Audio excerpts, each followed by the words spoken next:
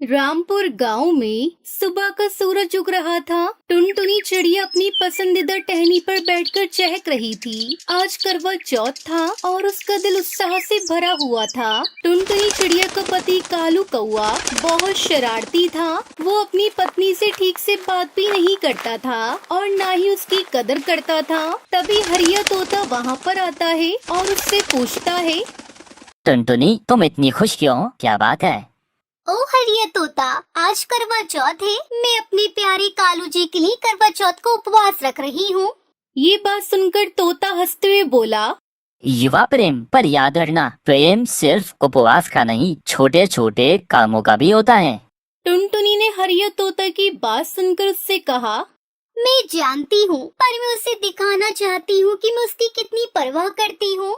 जैसे जैसे सुबह बीत रही थी, रामपुर गांव में उत्सव का माहौल बन रहा था। सभी पक्षी तैयारियों में लगे थे। सुंदरी कौवी फूल इकट्ठा कर रही थी। तभी उसने टुनटुनी से पूछा, अरे टुनटुनी, क्या तुम मेरी मदद करोगी?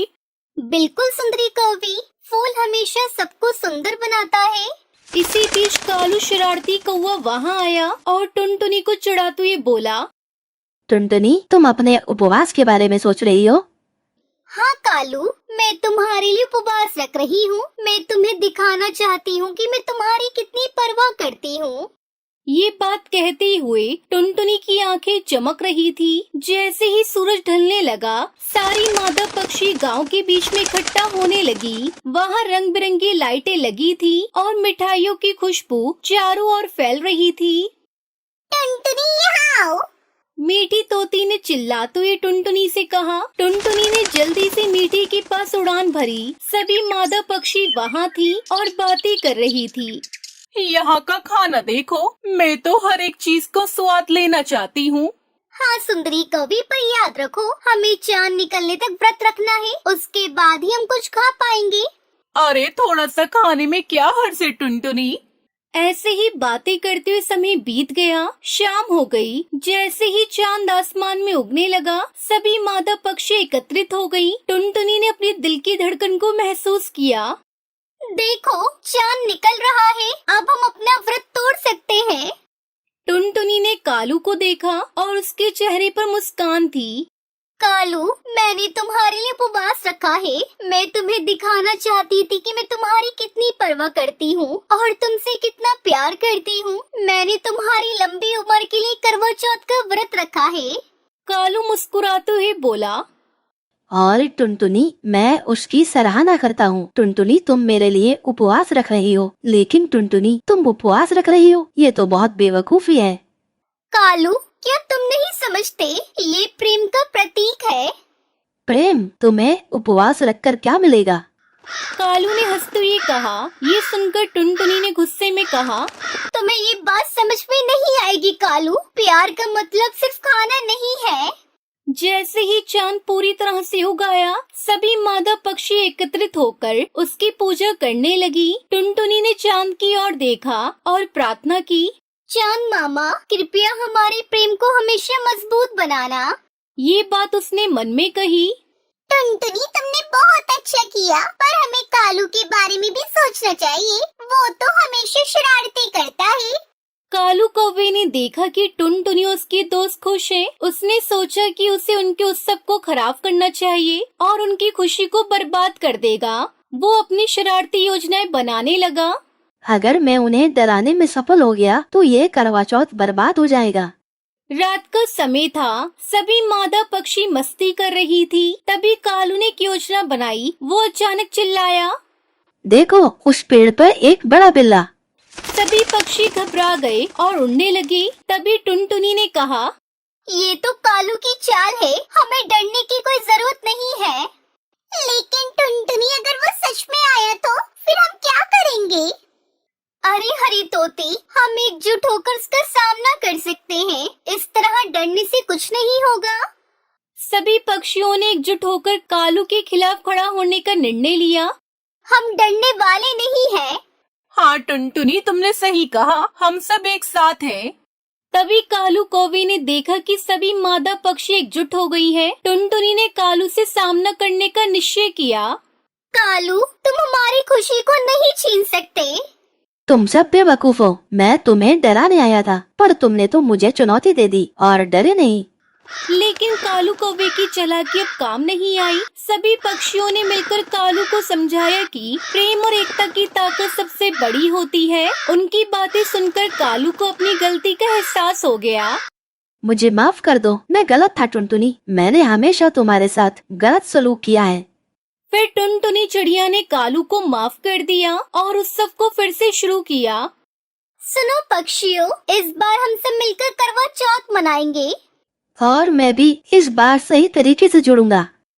ये बात कालू ने कही। अब वो बदल चुका था। करवा चौथ के उत्सव ने रामपुर के सभी पक्षियों में प्रेम और एकता की भावना को मजबूत किया। टुनटुनी और कालू ने सीखा कि प्यार और दोस्ती सबसे महत्वपूर्ण है। गांव में हर साल करवा चौथ मनाया जाने लगा और ये न केवल प्रेम का प्रतीक बना, बल्कि एकता और मित्रता का भी। टुनटुनी ने अपने सभी दोस्तों के साथ मिलकर हमेशा के लिए एक नई परंपरा शुरू की और सभी पक्षी खुश रहने लगे। इस तरह रामपुर गाँव में प्रेम, मित्रता और एकता के एक सुंदर संदेश फैल गया और सभी ने बड़े ही धूमधाम से करवा चौथ मनाया। सुंदरवन नाम के जंगल में कालू कौवा अपनी पत्नी टुनटुनी चिड़िया और बेटी सुनहरी चिड़िया के साथ रहता था। कालू कौवे के पास खेती करने के लिए जमीन तो थी, लेकिन साधन ना के बराबर थे। घर के हालात देखकर उसकी पत्नी टुनटुनी चिड़िया उससे कहती है, मेरी बात मान लीजिए जी, मुझे कड़कनाथ सेठ के यहाँ काम करने दीजिए। साफ सफाई और घर के काम ही तो करने हैं, क्या फर्क पड़ जाएगा? वहाँ जाकर काम कर लूंगी तो कम से कम घर के राशन पानी का तो खर्चा निकल ही जाएगा। ऐसी बात मत किया कर टुनटुनी, तेरी बातें मेरे दिल को छलनी कर देती हैं। ये मेरे लिए मर मिटने जैसा हो जाता है। तुम जानती नहीं हो उस सेठ की नीयत कितनी गंदी है। वो अपने घर पर काम करने वाली हर चिड़िया पर बुरी नजर रखता है। नहीं नहीं, तू वहाँ काम करने नहीं जाएगी बस। दोस्तों, कल की वीडियो में आपने इतने कम लाइक क्यों किए? मुझे बहुत बुरा लगता है। दोस्तों, जब मैं आपके कहने पर कहानी बनाती हूँ और आप बहुत कम लाइक करते हो, और जब आप कम लाइक करते हो तो मुझे वीडियो बनाने का बिल्कुल भी मन नहीं करता है। तो प्लीज दोस्तों, अभी इस वीडियो पर जाकर लाइक कर दो।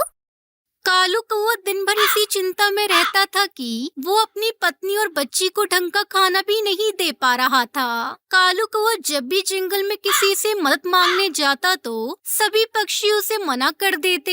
एक दिन अपने खेतों को फावड़े से खोदते खोदते वो अधमरा सा हो गया। उधर जंगल का सेठ गीदड़ की तरह नजरें गड़ाए बैठा था कि कब कालू कौवा मदद के लिए उसके पास आए और वो उसकी जमीन हथिया ले। वो जब भी कालू कौवे से मिलता था तो उसे एक ही बात कहता था, ओ कालू, तुझे कितनी बार कहा है अपनी जमीन मुझे दे दे, मैं तुझे उसके अच्छे दाम दे दूंगा। नहीं साहब, पैसे तो एक दिन खत्म हो जाएंगे, लेकिन जमीन ये मेरे पिताजी की निशानी है। भला इन्हें मैं कैसे बेच सकता हूँ? ये कहकर कालू कौवा चला जाता है। ऐसे ही कुछ दिन बीत जाते हैं। एक रोज टुनटुनी चिड़िया उससे कहती है, सुनिए जी, घर में आटा नहीं बचा है और कुछ भी खाने को नहीं है। अब हम क्या खाएंगे जी? टुनटुनी, तू सुनहरी के लिए कुछ देख ले, हम तो भूखे भी सो जाएंगे। लेकिन आपने भी तो सुबह से कुछ नहीं खाया जी, आपको भी तो भूख लगी होगी ना? भूख तो लगी है टुनटुनी, लेकिन मेरे पास पैसे नहीं है कि मैं बाजार जाकर आटा खरीद सकूं, और खेत पूरी तरह बंजर है, इसमें घास का एक अंश भी नहीं उगता है। अपने पति की लाचारी देख टुनटुनी चिड़िया को उस पर दया आती है। फिर उसका ध्यान अपने पति की बात पर जाता है और वो आंगन में लगी घास को देखती है। फिर उसे तोड़कर लाती है और फिर उसकी गोल सी रोटी बनाकर तैयार कर लेती है। ये ले सुनहरी मेरी बच्ची, अपनी माँ को माफ करना। घास की रोटी बनाने के अलावा मेरे पास और कोई चारा नहीं था। तो क्या हुआ माँ? मास्टर जी कहते हैं अगर मुश्किल वक्त में कुछ भी खाने को मिले तो भगवान का प्रसाद समझकर खा लेना चाहिए। बिल्कुल सच कहा मेरी बच्ची। फिर जैसे ही सुनहरी चिड़िया कालू कौवा उसे अपने मुंह में डालते हैं तो उसे खाकर कहते हैं, वाह माँ, ये तो बड़ी ही स्वादिष्ट है, मैं तो पेट भर कर खाऊंगी, आज तो मजा ही आ गया। हाँ टुनटुनी, ये तो लाजवाब है, ये रोटी तो गेहूं के आटे से भी अच्छी लग रही है। फिर टुनटुनी की आंखों से आंसू बहने लगते हैं। मैं जानती हूँ कि ये इतनी अच्छी नहीं है। आप दोनों बस मेरा मन रखने के लिए कह रहे हैं, लेकिन मेरे पास आप दोनों को खिलाने के लिए कुछ भी नहीं था। मुझे माफ कर दो। टुनटुनी, तूने मेरे बुरे वक्त में बहुत साथ दिया। अब तू रो मत, मैं कल ही काम की तलाश में शहर के जंगल जाता हूँ। फिर उन तीनों की आंखों से आंसू बहने लगते हैं। तभी दरवाजे पर एक बंटी नाम का कबूतर आता है। अरे सुनिए, क्या ये कालू जी का घर है? उनके लिए कुछ खास तोहफा है। जी हाँ, ये उन्हीं का घर है। बताइए क्या काम है? तभी कालू कौआ आता है। क्या बात है भाई साहब? दरअसल मैं लॉटरी विभाग से आया हूँ। कुछ महीने पहले जो आपने लॉटरी खरीदी थी उसका आज रिजल्ट आया है और आपने इस लॉटरी को जीत लिया है, जिसका इनाम पूरे 25 लाख रुपए है। 25 लाख रुपए? हाँ जी, और साथ में ये आज का खाना हमारी कंपनी की तरफ से आपके लिए। ये सुनकर कालू कौआ, टुनटुनी, सुनहरी चिड़िया सब बहुत ही खुश होते हैं। माँ, भगवान ने आपकी प्रार्थना सुन ली। अब हमें भूखा नहीं सोना पड़ेगा। हाँ बेटा, जिसकी इतनी अच्छी बच्ची हो उसकी भगवान क्यों नहीं सुनेगा। अब उनके दिन बदल जाते हैं। फिर कालू खेती करने का सारा सामान खरीद लेता है और अपने खेत में डालता है और फिर उसके खेत में फसल उगाती है। साथ ही वो अपने लिए पक्का घर भी बनवा लेता है। देखते ही देखते अब वो उस जंगल का सबसे अमीर पक्षी बन जाता है और खुशी खुशी अपने परिवार के साथ रहने लगता है।